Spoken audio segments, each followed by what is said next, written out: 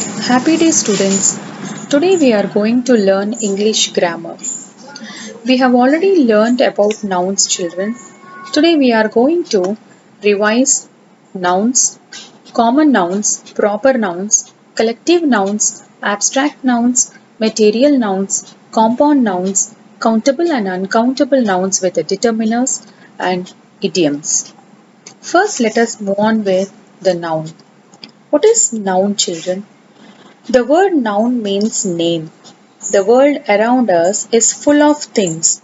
We use most of these things in our everyday life. These things fall into several classes like persons, places, objects, and materials. All these things are made up of matter.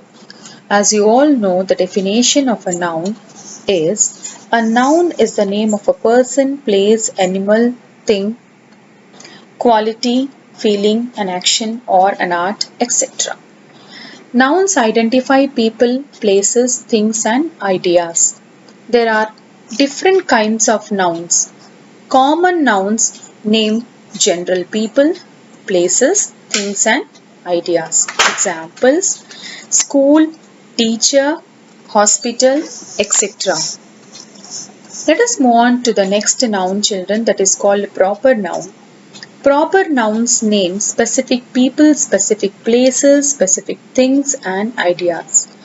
Example: the name of a river like Krishna, Ganga, the name of city like Mumbai, Chennai, the name of anything like Amol, etc.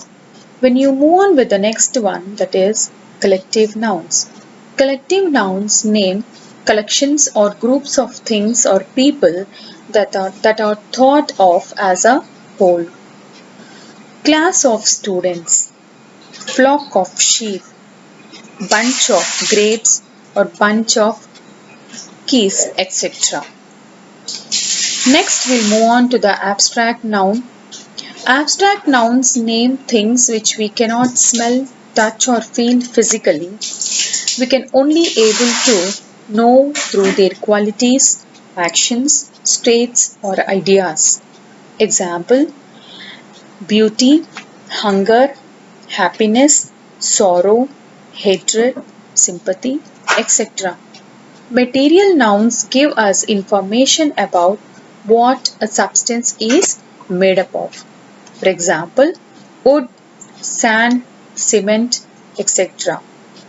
Compound nouns. Compound nouns are formed when two words are joined together to form a single noun. For example, dining table, dining plus table, playground, play plus ground, swimming pool, swimming plus pool.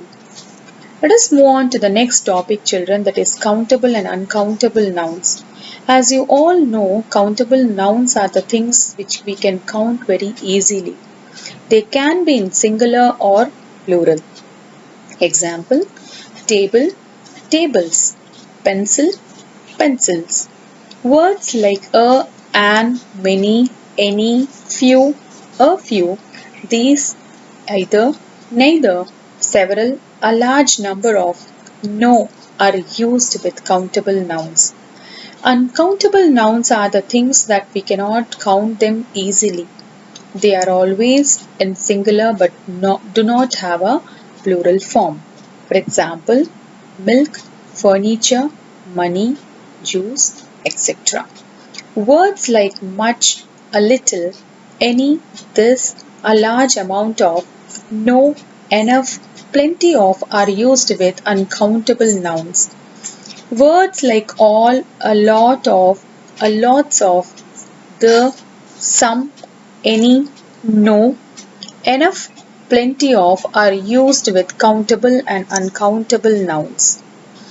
Let us move on to the next topic, children, that is determiners. A determiner is a word that determines the use of a noun. We use determiners to identify the things. For example, this book. Here, this is a determiner. My sister. My is a determiner. It always comes before a noun, children, not after the noun. and it also comes before any other adjectives. Determiners include articles, a, and, the, cardinal numbers like 1, 2, 3, ordinal numbers like first, second, third. And also when you see demonstratives like this, that, these, those, possessive determiners like my, your, our, their, his, hers, etc. And when you can see about the quantifiers like some, enough, many, any, much, and most. Here you can see a table, children, with which you can understand them very easily. Singular countable noun, when you talk about the determiner, a, an, every, either, neither, each, another, this, that. Example like either color, another bag, each person. Singular uncountable noun like much, a little, little, less, this, that, a little care, less confidence, much weight, etc. When you see plural countable nouns like many, both, a few, several, those, these, two, three, etc. Example, both pots, few paints, two leaves.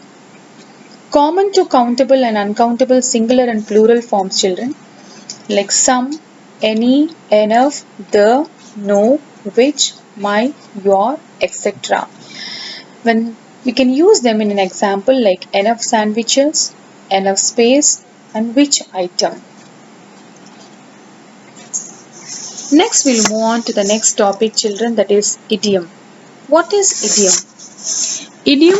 An idiom is a common word or phrase which means something from its literal meaning but can be understood because of their popular use. It can be called a group of words in a fixed order having a particular meaning that is different from the meanings of each word understood on its own.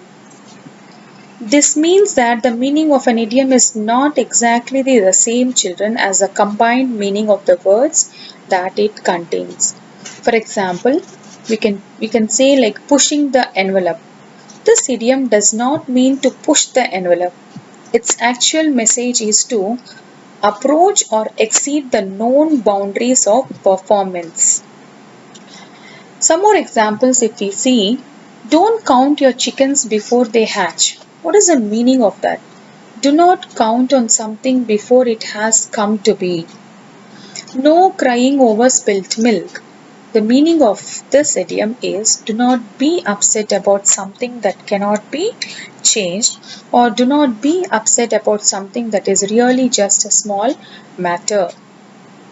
It's raining cats and dogs. The meaning of this idiom is there is a heavy downpour.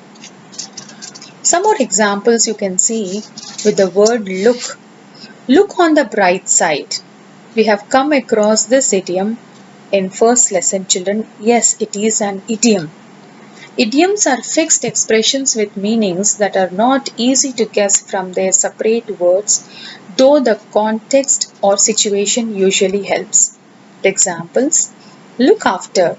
The meaning of look after is care for.